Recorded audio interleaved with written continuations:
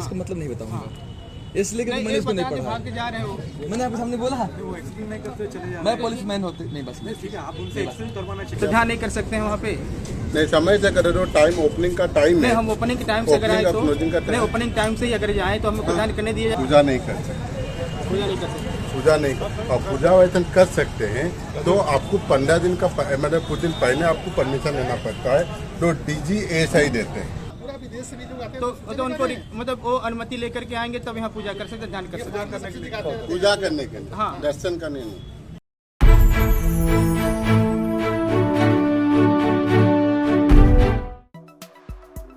तथागत बुद्ध की प्रथम उपदेश स्थली सारनाथ में एक नया विवाद खड़ा हो गया है। तथागत बुद्ध को मानने वाले लोगों को बौद्ध स्तूप के पास जाकर पूजा अर्चना करने से रोका जा रहा है।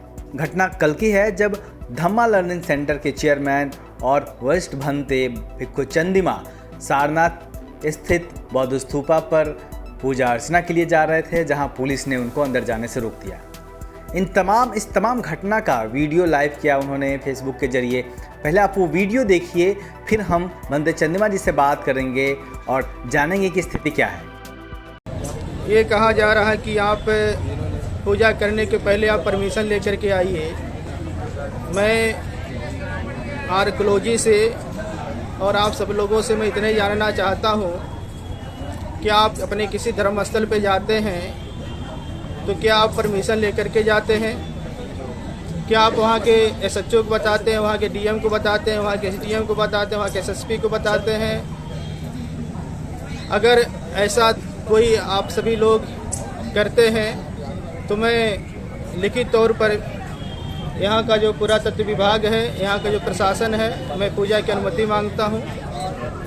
और अगर बिना लिखित आदेश के, बिना कोई एप्लीकेशन दिए आप सभी लोग अपने अपने धर्मस्थलों पे पूजा करने जाते हैं, उसके दर्शनार्थ जाते हैं, तो कृपया हम लोगों को भी, हम बौद्धों को भी ये अधिकार प्राप्त हो कि हम अपने धर्मस्थलों पर बिना रोक टोक के जा करके ध्यान कर सके, हम जाकर पूजा पाठ कर सके। धन्यवाद। इसमें लिखा हुआ है सर पूजा नहीं कर सकते, पूजा नहीं कर सकते, पूजा नहीं और पूजा वैसे कर सकते हैं तो आपको 15 दिन का मतलब कुछ दिन पहले आपको परमिशन लेना पड़ता है, तो DGSI देते हैं। DGSI देते हैं, उनको वो परमिशन देते हैं तो फिर होगा।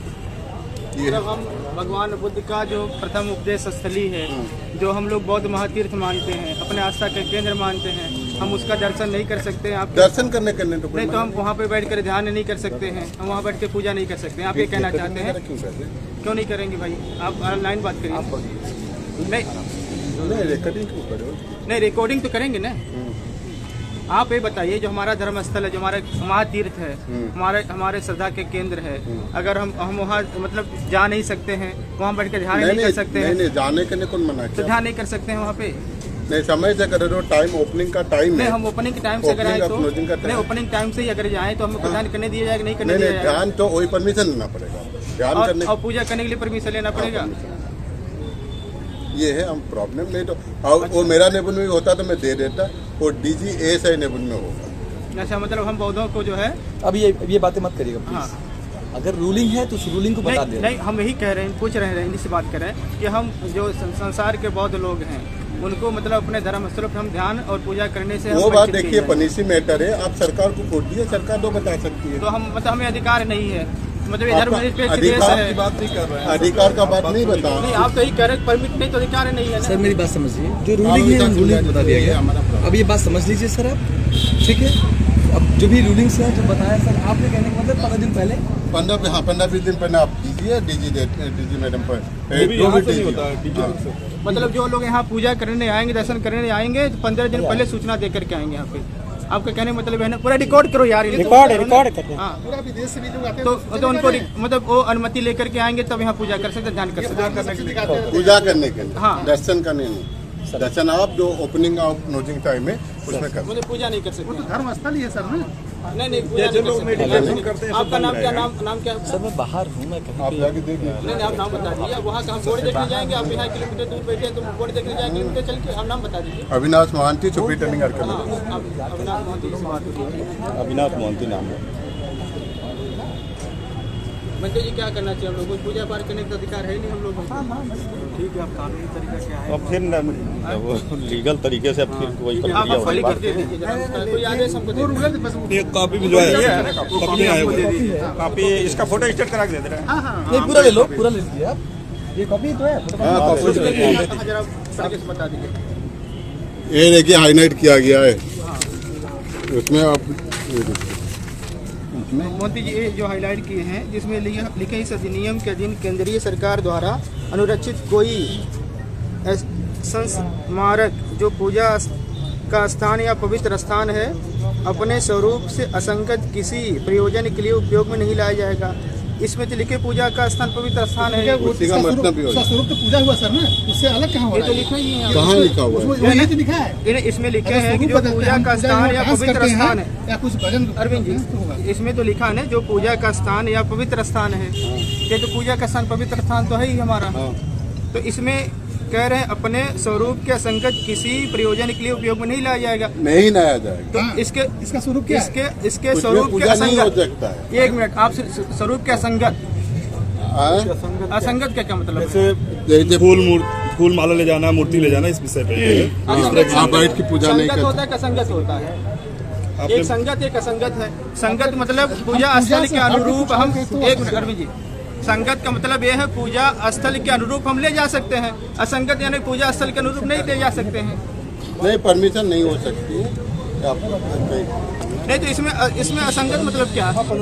हम कहाँ यहाँ पूजा पे असंगत मतलब हम जो पूजा करने जा रहे हैं ना, असंगत अभी कितनी चीजें हैं आपके यहाँ के लिए? एक तो आपने 16 नंबर रूलिंग दे दी। ठीक है, आप सबसे बात कर लीजिएगा।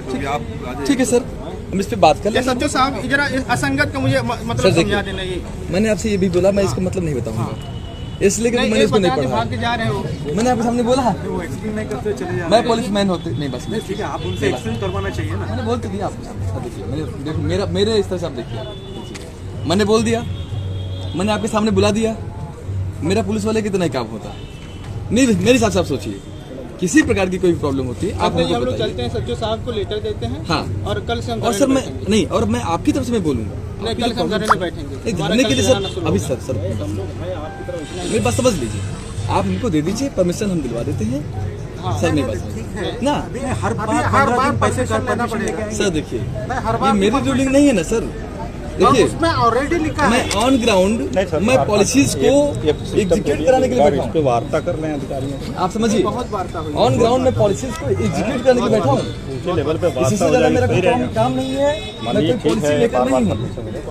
मेरा सिर्फ और सिर्फ काम मैं है। साहब से बात करूं क्या हाँ। कि हमको पूजा करने नहीं दिया जा रहा नहीं, था। बात कर सर अभी लीजिए। आज देखिए तो आप अभी टाइम जितना अपने आप को हाईलाइट करेंगे सर, प्रॉब्लम हमारे लिए और लॉ एंड ऑर्डर के लिए बनेगी सर।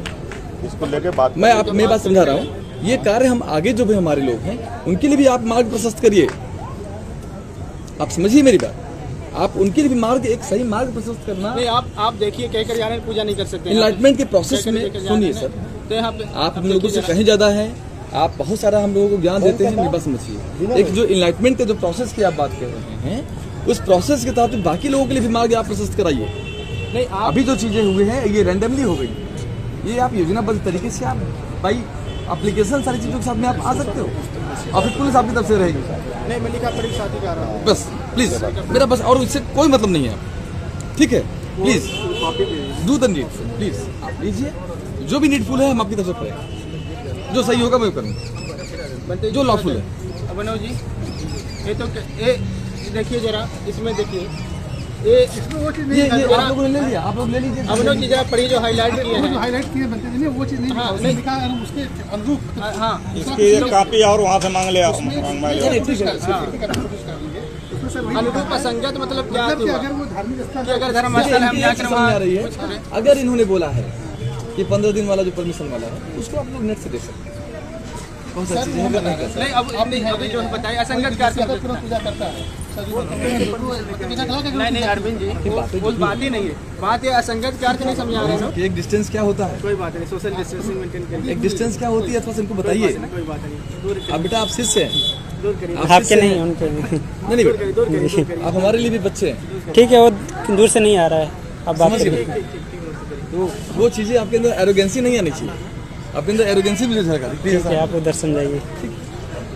जरा अभिनव जी जरा उस लाइन को मुझे स्पष्ट करके, जो हरा वाला लाइन है हम नहीं समझ पा रहे हैं बहुत ज्यादा। ठीक है सर, तो आज आप हमको एप्लीकेशन दीजिए कि सामने जो हमारे ऑफिस से हम जो भी लॉफुल होगा ऐसा थोड़ी नहीं हर व्यक्ति को अपना। तो ठीक है, अभी पता चला आने के बाद, ये करने के बाद ये सब बातें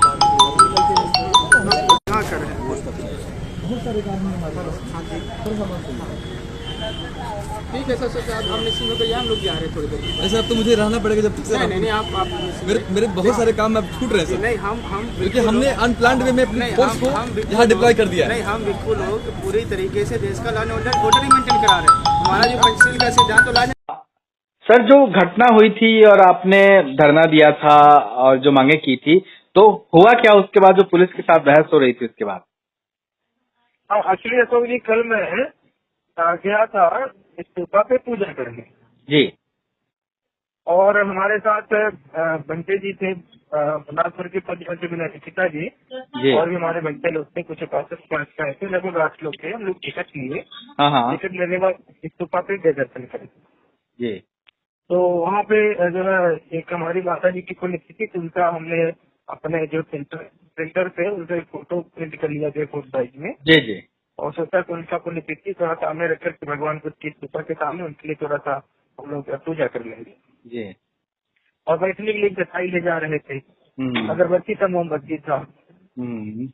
इधर लगभग 1-2 सालों से लोग बार बार बता रहे थे हमको कि बच्चे जी, जब हम लोग स्तूपा पे पूजा करने जा रहे हैं तो अगरबत्ती मोमबत्ती नहीं ले जाने दे रहे हैं, फूल नहीं ले जाने दे रहे हैं, और बचने की आटा नहीं ले जाने दे रहे हैं, बाइक नहीं ले जाने दे रहे हैं। तो हम कहते तो चलिए ठीक है, किसी बात किया जाएगा। ये बनते लोगों ने कई बार, ये लोग कई राउंड इन लोगों की बातें हुई, लेकिन कभी कोई परवाह नहीं पड़ा। कल मैं भी गया तो फिर जो है वो न आसन जाने दे रहे हैं, जो है अगरबत्ती मोमबत्ती ले जाने दे रहे हैं। पूछने भी क्यों नहीं ले जाने दे रहे हैं, तो बोल रहे हैं कि आदेश नहीं है। हमने कहा किसका आदेश नहीं है? जरा अधिकारी लोगों को, हमने कहा उनका आदेश दिखा दीजिए। कह रहे वो लिखित नहीं हमारे पास। हमने कहा कि मौखिक जो आदेश भी है उनसे मेरी बात करा दीजिए, तो हम कोई बात करने को तैयार नहीं। तो फिर हमने कहा जब कोई बात करने को तैयार नहीं और हमें जाने भी नहीं दिया जा रहा पूजा करने के लिए, तो फिर हमने कहा जब तक कोई आता नहीं है जिम्मेदार अधिकारी, तब तक हम बैठेंगे और बात करेंगे। आखिर मामला बताए नहीं क्यों नहीं जाने दे रहे हैं। तब तक कुछ देर के बाद सचिव साहब आ गए और उनसे उन्होंने कहने लगी भाई आप तो ऐसे कैसे बैठ सकते हैं, आप धरना बैठा इस तरह से किसी ने अनुमति लेकर के बैठिए। तो हमने कहा हम धरना पे कहाँ बैठने आए, हम तो पूजा करने आए, हमको पूजा करने दिया हम चले जाएंगे।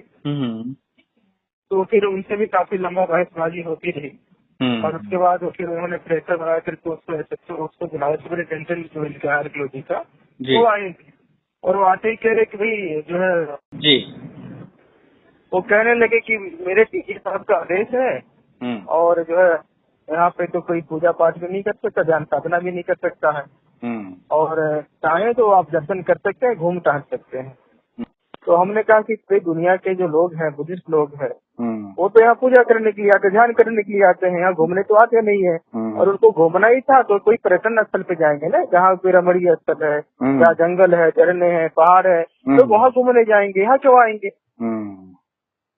और कह रहे कि नहीं, अगर आप पूजा कर सकते हैं लेकिन 15 दिन पहले आपको हमारे डीजी को लिखे, अगर वो परमिट कर देते हैं तो आप पूजा करिए। तो मतलब आपको अनुमति नहीं दी गई है ना? नहीं, अनुमति नहीं दी गई और कह रहे कि आप लेटर लिखिए। कह रहा हम अनुमति नहीं दे सकते आपको, मेरा पूरा लाइव हुआ है, मेरा उनसे वार्ता है, उसमें पूरा वो जो कह रहा है पूरा रिकॉर्डेड है। वो ये कह रहे हैं कि हम अनुमति नहीं दे सकते, अगर मेरे हाथ में होता अनुमति दे देते, लेकिन अनुमति डीजी साहब को देना है। तो मेरा ये कहना है कि जो भी आर्कियोलॉजिकल साइट है प्राचीन, और चाहे वो हिंदुइज्म से संबंधित हो, चाहे इस्लाम से, बुद्धिज्म से, जी जी, तो क्या हर जगह लोग अनुमति लेकर जा रहे पूजा करने? सर, ये सारी चीजें आपने बताई हैं वीडियो में, हमने सुना और देखा भी।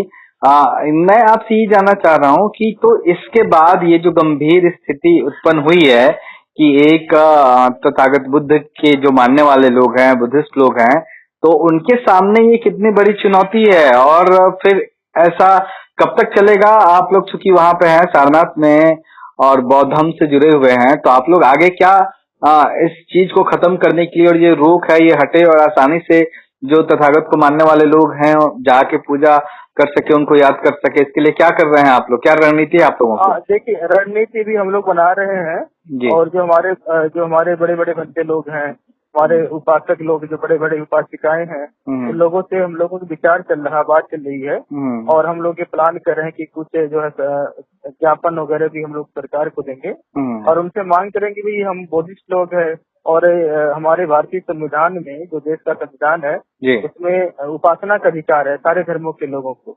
अच्छा। तो हमारा पवित्र स्थल है और हमें हमारा वो फंडामेंटल राइट तो हमें दी जाए जी। तो आप लोग इतने ही मांग रुकेंगे नहीं अब? मतलब लड़ाई लड़ी जाएगी इसको लेके? नहीं, लड़ाई लड़ी जाएगी, संवैधानिक लड़ाई लड़ेंगे, संवैधानिक तरीके से, शांति के तरीके से और उसको आगे तक बढ़ाएंगे। और जब तक हमें हमारा ये संवैधानिक अधिकार नहीं मिलता, हमें उपासना का अधिकार नहीं मिलता, तब तक हम लड़ते रहेंगे। ठीक सर। तो जिस तरीके से भंते चंद्रिमा बता रहे थे कि प्रशासन लोगों को, खासतौर पे बौद्ध धर्म से जुड़े हुए लोगों को स्तूप के पास जाकर पूजा अर्चना करने से रोक रहा है और इसकी कोई लिखित अनुमति तक नहीं दिखा रहा है, कहीं ना कहीं यह भारत में बौद्ध धर्म को पीछे धकेलने की साजिश हो रही है। इसको लेकर बौद्ध धर्म के अनुयायियों ने एक लंबी लड़ाई लड़ने की बात कहती है। देखना होगा कि प्रशासन और बौद्ध धर्म के अनुयायी जब आमने सामने खड़े होते हैं तो जीत किसकी होती है, और इसमें अगर तथागत बुद्ध के पास और उनकी प्रथम उपदेश स्थली में, जहां दुनिया भर से लोग पूजा अर्चना करने के लिए आते हैं, अगर उनको रोका जा रहा है तो इसके पीछे सरकार की, प्रशासन की मंशा आखिर क्या है और बिना लिखित आदेश के मौखिक तौर पर यह किसके इशारे पे किया जा रहा है। Bureau report, Delhi Dastak.